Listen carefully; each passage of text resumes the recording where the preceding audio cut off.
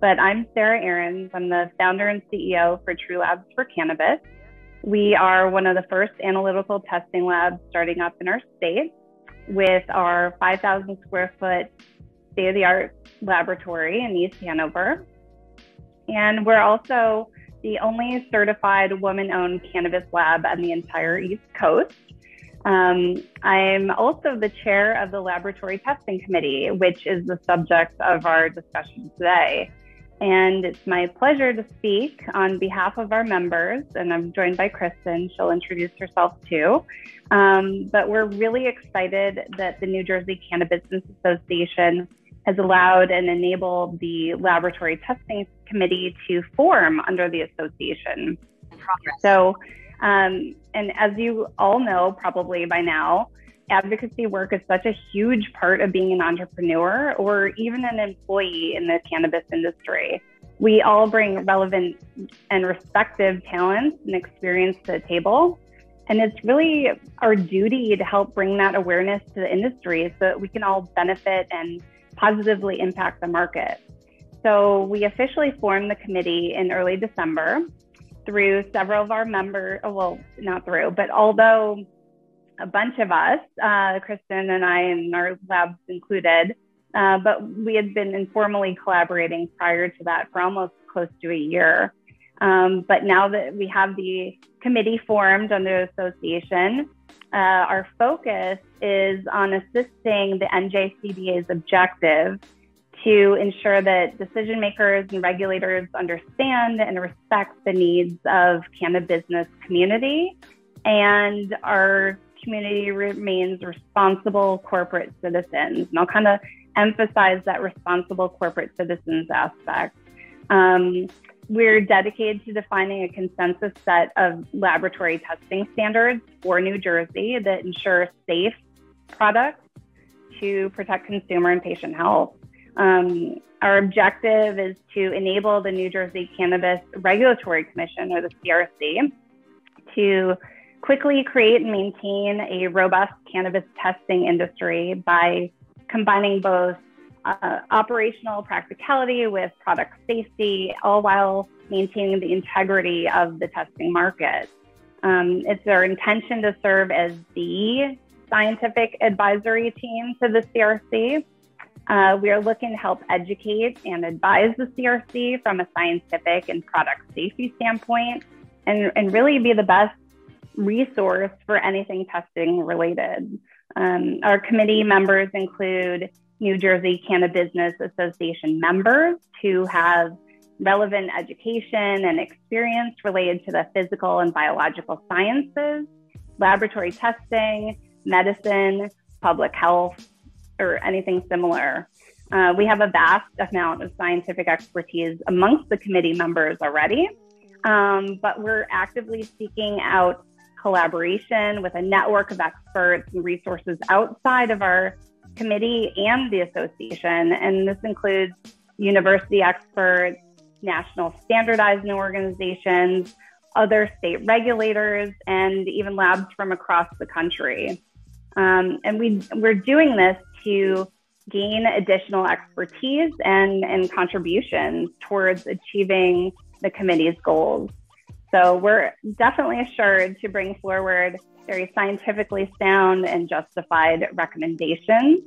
And we are really looking forward to helping the CRC quickly create and maintain a robust cannabis testing program with best-in-class standards. Yeah. So I'm Kristen Goedde, founder of Trichome Analytical, a third-party cannabis testing laboratory here in New Jersey in Mount Laurel, so South Jersey. We've been operating and ISO certified for cannabis and hemp testing since July 2020. And we recently obtained approval to test also in the medical program under the interim regulations that we will be discussing today. So, Kristen, do you want to kind of talk a little bit about where the third-party testing market stands in New Jersey today? Yeah, I can give a brief rundown of the entire history of testing in the state. So prior to June 1st of 2021, all of the testing performed for the medical program was done through the Department of Health laboratories. And that testing included cannabinoids, metals, mycotoxins and pesticide analysis. It was performed on the first cultivation batch of each variety for flower, and any of the manufactured products was only, internal testing only. It was not submitted to the Department of Health lab. On June 1st, a resolution was adopted. It was resolution 2021-9, and that allowed ATCs to subcontract to third-party labs under interim testing guidance, which mirrors the Maryland state medical cannabis testing requirements. So in addition to the analytes that the New Jersey Department of Health lab was testing for, the Maryland regulations also include water activity, moisture, microbials, and terpenes for inhalable products, and as well as manufactured product testing, which for inhalable vape products also includes residual solvents, as well as vitamin E acetate. And the testing is performed on every batch. The Maryland state guidelines do dictate a 10-pound batch limit for whole flower, and we'll circle back around to that later. In late July of 2021, additional guidance was then issued to the ATCs so that they can begin subcontracting to the laboratories. And then in November of 2021, the first laboratories, including Trichome, was approved for the medical testing. And that includes, QA testing, QC testing, as well as the batch release testing under the Maryland guidelines. Just a couple weeks ago, on January 27th, another resolution was adopted. That's resolution 2022-7, and that amends the interim testing guidelines and increases the flower batch size from 10 pounds to 100 pounds. So now the maximum batch size for compliance testing for flower is 100 pounds versus the 10 pounds previously. Although it is clearly stated in the resolution that the amount sampled does not change, so it's still 0.5% of the batch, but instead of having 10 samples run on that batch, only one sample would be run on the batch. So for ATCs to subcontract to a third-party laboratory, they have to submit a waiver to the state. So it's waiving the state testing, so it is optional still. It's not mandated. They can waive the state testing, opt for third-party testing, which would include more testing, such as like microbial analysis and terpenes. They would have to submit that waiver to the state, contract with the third-party lab, and then SOPs for allowing the lab access to their facility, access to the entire batch, for transporting the samples from the ATC to the lab, reporting the results not only to the CRC, but to patients, as well as authorization of batch release and any other processes that would be involved.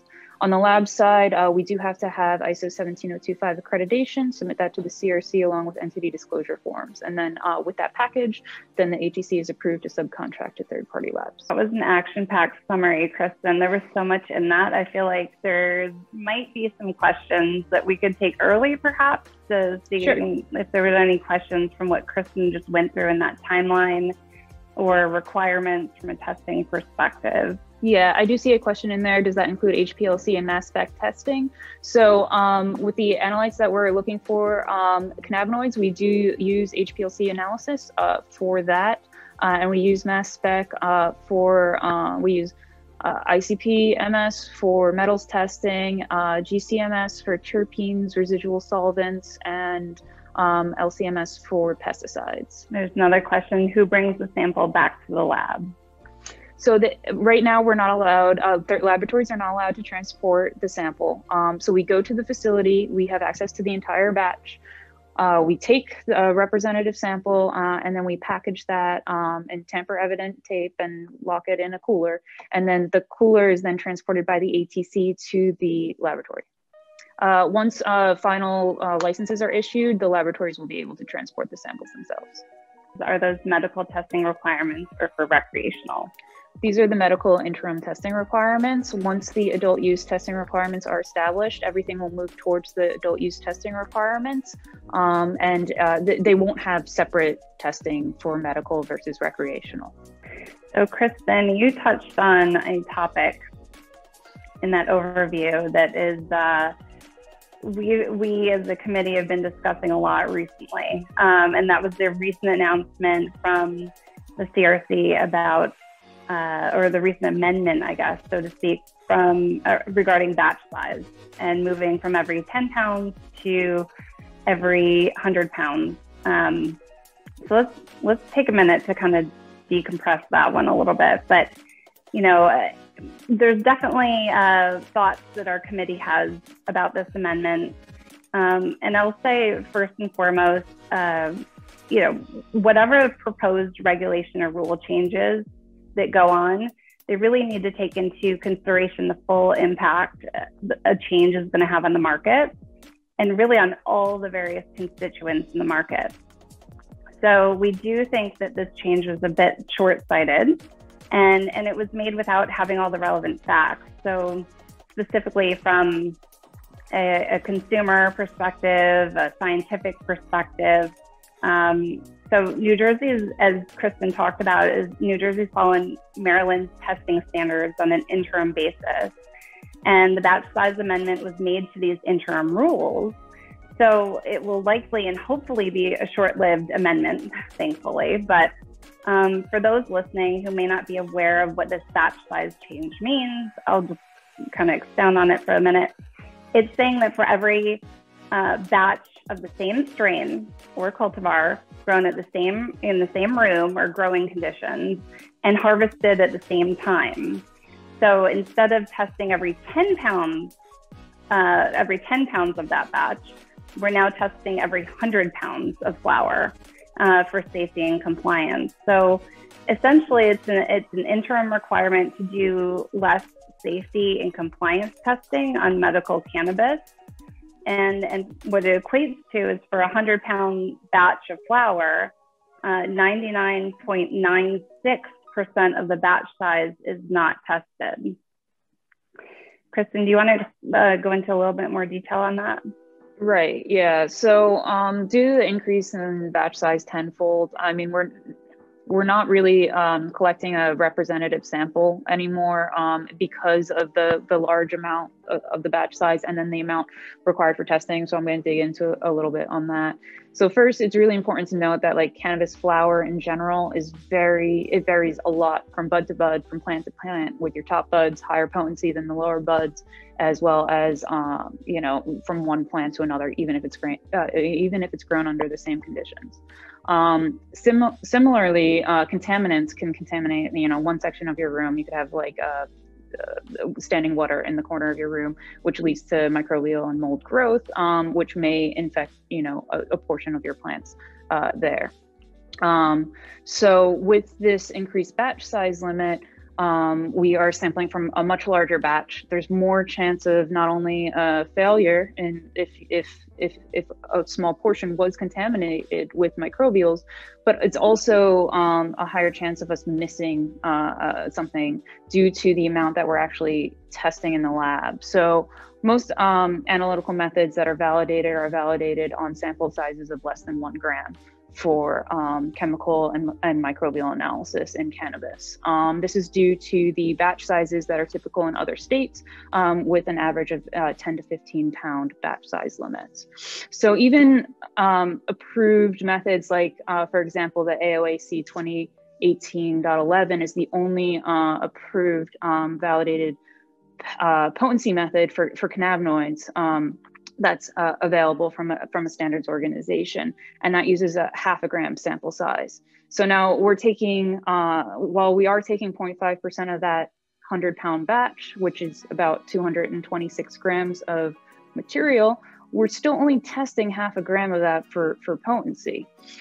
We are homogenizing it. We are trying to get a representative sample, but statistically, it's still not going to be representative no matter what you do. So we believe, and we're pushing for more of a representative sample. Like if we're testing, 25% of the material, then it's more representative, because right now we're testing less than 10 with the 100-pound batch size limits. So I mean, that basically summarizes it. It's a tenfold decrease in testing. And that's what it boils down to. So it's just not going to be a scientifically or statistically representative determination of the potency or contamination, really, unless testing will reduce the ability to claim that cannabis and cannabis products are quote unquote safe from contamination. So you have to think about who the change benefits, who it hurts, and it does end up hurting the majority of the constituents in the New Jersey cannabis market. And arguably one of the most important constituents for any product market is the consumer. So do you think medical cannabis patients and consumers will be more safe, less safe, if there's less product safety testing done? So we can leave it on that. We've expanded enough on that topic, but definitely sharing our thoughts and some of the things we're working on from the committee perspective. Thank you. And I apologize to everyone for the technical difficulties. I do see in the chat some questions that are really meant for the CRC, and I want to kind of spare you from those types of questions, right? We don't want to put you on the spot because all the work that you're doing is fantastic. But let me ask this, is in fact laboratory testing an opportunity to enter into the market? We've always talked about how the ancillary businesses are just as important as those businesses that touch the plant. So if possible, is being part of a laboratory, if I'm part of a laboratory, own a laboratory, is that a way of entering into this industry? Well, yeah, definitely. I was the laboratory manager at an environmental lab here in Mount Laurel, and I worked there for over 8 years. And I was always interested in getting involved in the cannabis industry, and my skills translated to do that. And that's how I started getting involved in the cannabis industry. There's definitely opportunity, especially if you're experienced in ISO 17025 and third-party commercial testing on the environmental, industrial hygiene, or food testing side. Hopefully I didn't miss too much of your presentation, but from what I hear, this is going outstanding. Please tell us a little bit more about the future of laboratory testing and your participation, especially with the New Jersey CannaBusiness Association. Where do we go from here? I know that there's still a lot of work that has to be done with the CRC. One of the roles of us as part of the professional community is to make sure that they get information. But if you could shed a little more light on where do we go from here? Well, we're definitely, as a committee, really trying to impact where we do go from here. And it's almost, I don't want to say a blank slate, but there's so much room to develop and grow. I mean, we've talked about how we're following these interim testing standards, but they're interim, they're not permanent. So one of the things we've been putting together is guidance for what the go forward testing standards should be, and really making this market that enabling a market that's not overburdensome to operators, but also ensuring safety and patient and consumer safety. So it's this balance of making sure that the way we're testing is scientifically sound and just, and has the end goal of maintaining that consumer patient safety at the root of it.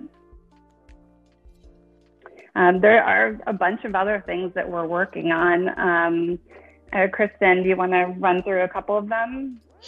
Yeah, sure. So we have previously submitted some guidance to the state on separately when we were first collaborating on recommended testing requirements within the state. From pulling from other state regulations as well as FDA limits on heavy metals and things like that. And then we had just started working on batch size guidance as this announcement was made. So we did have some background information. We are finalizing that, and we are submitting a letter to the CRC with our thoughts on that.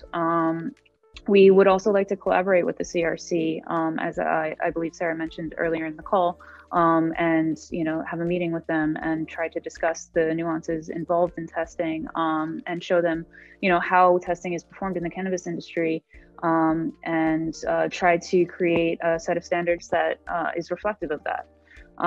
We were also working on, once, there are more laboratories established in the state, doing round robin testing, so that we can all be in line with each other on, the methods that we're using, the cannabinoid potency numbers, which vary greatly between laboratories and in other states, that we want to just make sure that we're in line in New Jersey. Thank you very much. So I'm going to take a quick commercial break here, and I do want to thank Sarah Ahrens. I want to thank Kristen Goedde for their participation with the New Jersey CannaBusiness Association Lab Committee. I want to thank all of you for joining us today. And I want to thank Little Taste of Cuba in Princeton for hosting me today. Also, I want to thank all of you that have joined us. And I also want to mention February 23rd. It's a free event. You should register. You must register in order to attend. And we hope that you can join us February 23rd for a conversation on construction in the cannabis industry. So as we kind of wrap up, your thoughts on, is there a right sizing in terms of number of labs in New Jersey? I saw in the chat that in a couple of different ways, people are asking about profitability and right sizing. Is that a concern of yours as professionals in this space? I think there's any market is naturally going to have a way of working itself out in the long run. There will be people that come online, and whether it's labs or cultivation or any aspect of the business, right, that come online and don't necessarily make it. I mean, if you look at the small business stats out there, it's the odds are not in the small business favor, but there is obviously tremendous opportunity in a market that is just starting up, and this state needs testing labs 100%. I mean, I off the top of my head, I know of definitely over a handful of labs that not only are already part of our committee, but there's labs that I know of that are going to be coming online in New Jersey that just aren't part of our committee yet, that are a little bit further behind in timeline. But there's definitely a lot of opportunity to expand and grow. Excellent. So Sarah and Kristen, if you want to close, any closing thoughts, anything that we didn't cover? Yeah, I do want to kind of put my own commercial out there in a sense, not for my lab, but for the committee.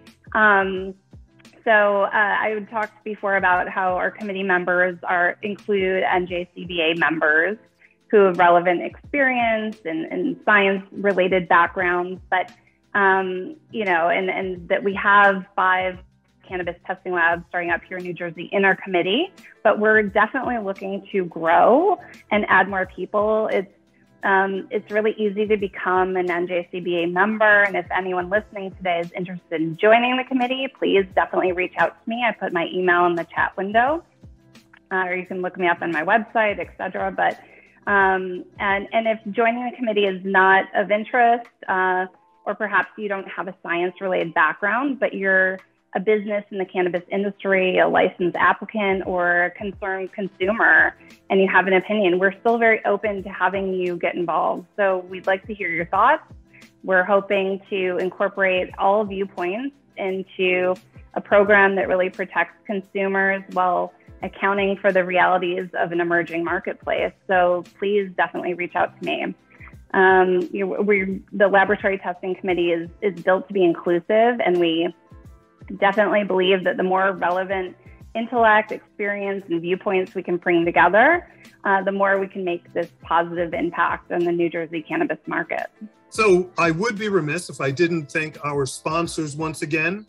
Argus 365, a security company, Burton, Trent Public Affairs, Curaleaf, a current license holder, Eaze, Financial Resources Federal Credit Union, Garden State Greenhouse, the law firm of Inglesino, Webster, Wyciskala, and Taylor, Puffin, Entrepreneurs and Investors, Sheet Metal Workers Local 19, the Syska Hennessy Construction Group, the UFCW and UG Giordano, and Weeds Direct. I want to thank everyone once again for joining us today. Thank you for attending the New Jersey CannaBusiness Lunch and Learn.